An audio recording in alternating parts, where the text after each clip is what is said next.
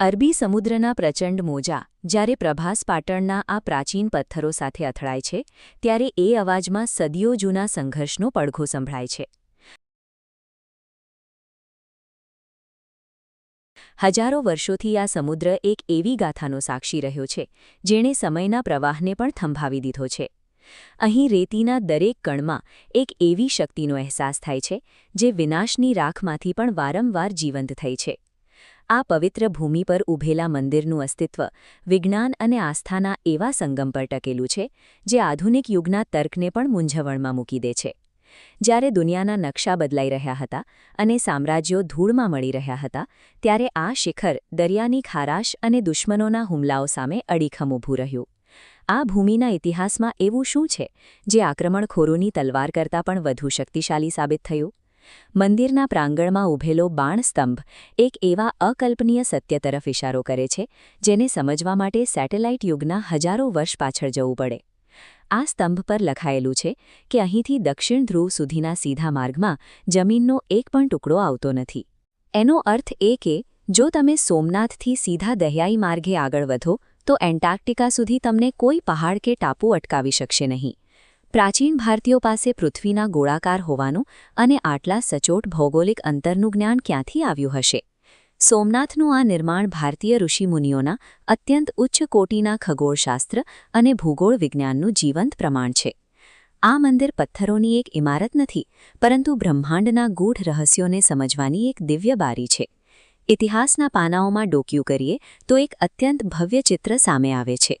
એ સમયે સોમનાથની સમૃદ્ધિની ગાથા 7 સમુદ્ર પાર ગૂંજતી હતી. વિશાળ ગર્ભગૃહમાં 56 ઊંચા લાકડાના સ્તંભો હતા, જે કિંમતી રત્નો અને સુવર્ણથી જડેલા હતા. મંદિરના દરવાજાઓ પરની કલાત્મકતા જોઈને દુનિયાભરના પ્રવાસીઓ આશ્ચર્યચકિત થઈ જતા. પણ સૌથી અદ્ભુત દૃશ્ય તો ગર્ભગૃહના કેન્દ્રમાં જોવા મળતું. ત્યાં સ્થાપિત પવિત્ર શિવલિંગ કોઈપણ જાતના ભૌતિક આધાર વગર હવામાં તરતું લટકતું હતું. પ્રાચીન શિલ્પકારોએ લોખંડના અંશ ધરાવતા તત્વો અને શક્તિશાળી ચુંબકીય શિલાઓનો એવો સચોટ પ્રયોગ કર્યો હતો કે ચુંબકીય બળના સંતુલનને કારણે શિવલિંગ ગુરુત્વાકર્ષણને હરાવીને હવામાં સ્થિર રહેતું. આ દૃશ્ય ભક્તો માટે ભગવાનનો ચમત્કાર હતો અને વિજ્ઞાનીઓ માટે એક અદ્ભુત એન્જિનિયરિંગ. આ અખૂટ સંપત્તિ અને મંદિરની ભૌતિક ભવ્યતાના સમાચાર રણના પેલા છેડે સુધી પહોંચ્યા. સોમનાથની આ જ સમૃદ્ધિ જ દુનિયાના ક્રૂર આક્રમણખોરો માટે સૌથી મોટું આકર્ષણ બની ગઈ. તેમણે લાગ્યું કે જો તેઓ સોમનાથને લૂંટી લેશે તો તેઓ સમગ્ર ભારતની શક્તિ અને આસ્થાને લૂંટી શકશે. સોમનાથની આ જ ચરમસીમાની ભવ્યતા તેના વિનાશ માટેનું મુખ્ય નિમિત્ત બની. જે સંપત્તિએ ભક્તોના હૃદયમાં સ્થાન અપાવ્યું હતું તે જ સંપત્તિએ લૂંટારાઓની લાલચને જગાડી. ઈસવીસન 1024નો એ કાળો સમય. રણની શાંતિને ચીરતા હજારો ઘોડાઓની ખરીઓનો આવાજ સંભળાયો. મહમૂદ ગઝનવી પોતાની સાથે વિનાશનું વંટોળ લઈને આવ્યો હતો. તેની નજર સોમનાથના સુવર્ણ શિખરો પર હતી અને હૃદયમાં મંદિરને નેસ્તનાબૂદ કરવાની જીત. જ્યારે ગઝનવીની સેના મંદિરના દ્વાર સુધી પહોંચી ત્યારે તેને અટકાવવા માટે 50,000થી વધુ સ્થાનિક શ્રદ્ધાળુઓ અને સૈનિકોએ માનવ દિવાલ બનાવી દીધી. પિતાએ પુત્ર સાથે અને ભાઈએ ભાઈ સાથે ખભે ખભા મિલાવીને અંતિમ શ્વાસ સુધી સંઘર્ષ કર્યો. આ એ બલિદાનની ગાથા છે જ્યાં પથ્થરોની રક્ષા માટે લોહીની નદીઓ વહેવડાવવામાં આવી. હાર માન્યા વગર ગઝનવીએ મંદિરની અંદર પ્રવેશ કર્યો. તેણે બેરહમ રીતે રત્નો લૂંટ્યા, સુવર્ણ ઉખાડ્યું અને હવામાં તરતા એ પવિત્ર શિવલિંગને પોતાની ગદાથી ખંડિત કર્યું. તેણે વિચાર્યું કે શિવલિંગ તોડવાથી લોકોની શ્રદ્ધા પણ તૂટી જશે. મંદિરની ભવ્ય ઇમારતને તેણે આગ લગાડી દીધી અને કાળા ધુમાડામાં સોમનાથની સદીઓની ગરિમાને લપેટી લીધી. આક્રમણખોરનો મુખ્ય હેતુ ભારતની આત્માને ઠેસ પહોંચાડવાનો હતો. તે ઈચ્છતો હતો કે લોકો પોતાના દેવતાની લાચારી જોઈને હિંમત હારી જાય અને સનાતન સંસ્કૃતિ હંમેશા માટે નમ્ર થઈ જાય. ગઝનવી વિજયના અહંકારમાં પાછો ફર્યો, એ માનીને કે સોમનાથ હવે ઇતિહાસનું માત્ર એક સ્મશાન બનીને રહી જશે. પણ તે ભૂલી ગયો હતો કે સોમનાથ એટલે ચંદ્રનો સ્વામી, જે દર 15 દિવસે ક્ષીણ થાય છે અને ફરી 15 દિવસે પૂર્ણતા પ્રાપ્ત કરે છે. ગઝનવીના ગયાના થોડા જ સમયમાં ગુજરાતના રાજા ભીમદેવ સોલંકી અને માળવાના રાજા ભોજે હાથ મિલાવ્યા. રાખ અને કાટમાળ વચ્ચેથી પથ્થરો વીણીને ફરીથી શિખરબદ્ધ મંદિર ઊભું કરવામાં આવ્યું. આ ભારતના શાસકોનો એ પડકાર હતો કે તમે ગમે તેટલી વાર તોડશો, અમે એનાથી વધુ જોશથી નિર્માણ કરીશું. આ તો માત્ર શરૂઆત હતી. આગામી 700 વર્ષો સુધી સોમનાથ સતત સંઘર્ષનું કેન્દ્ર રહ્યું.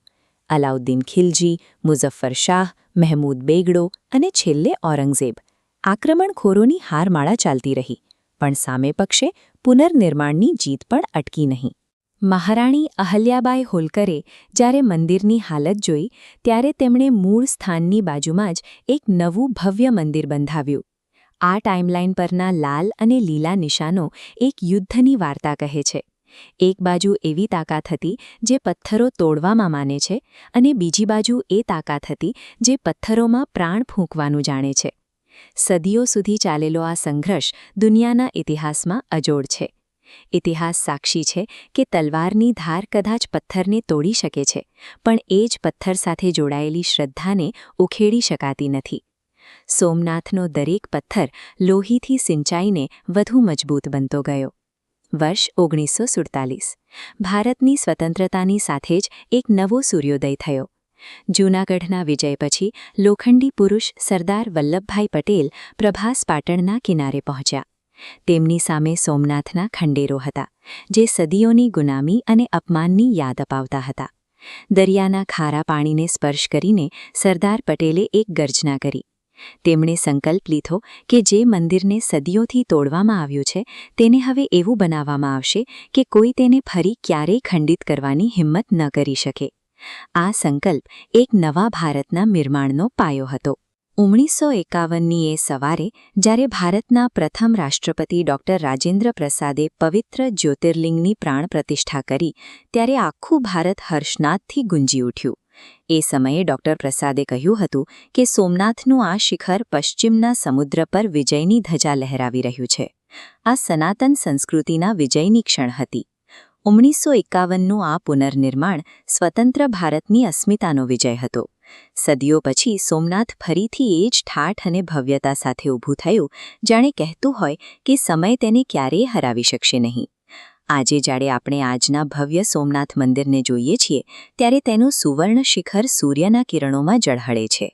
અરબી સમુદ્રના મોજા આજે પણ તેના ચરણ પખાડે છે, પણ આ વખતે એ અવાજમાં ભય નથી, ગૌરવ છે. વારંવાર તૂટવા છતાં ફરીથી ઊભા થવાની આ શક્તિ ભારતના લોહીમાં છે. સોમનાથ એ વાતનું ઉદાહરણ છે કે સાચી શક્તિ ઇમારતોમાં નહીં, પણ એ ઇમારતોને ફરીથી ઊભી કરનારા લોકોના હૃદયમાં હોય છે. આ શિખર આત્મનિર્ભર અને મજબૂત ભારતનું પ્રતીક છે. સાંજના સમયે જ્યારે આરતીના ઘંટારવ સાથે સમુદ્રની ગર્જના ભળે છે, ત્યારે ભક્તોની આંખોમાં એક અજીબ ચમક હોય છે. આ એ શ્રદ્ધા છે જેણે ગઝનવીની નદા અને ઔરંગઝેબની તલવાર કરતાં પણ લાંબુ આયુષ્ય ભોગવ્યું છે. છેલ્લે સોમનાથનો ઇતિહાસ આપણને એક સત્ય સમજાવે છે. વિનાશ કરનારની શક્તિ ક્ષણિક હોય છે, પણ નિર્માણ કરનારની આસ્થા સનાતન અને અમર હોય છે. હર હર મહાદેવ.